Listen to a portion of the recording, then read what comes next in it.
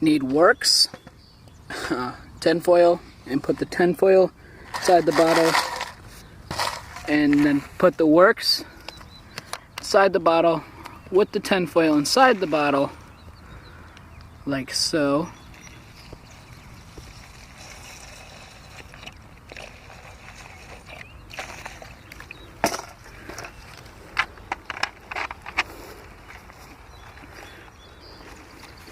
Tighten the cap really lot and then shake it.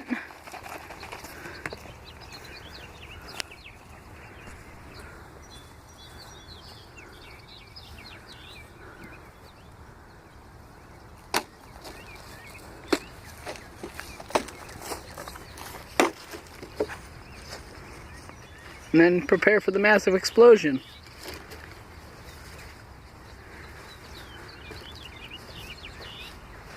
Before, after.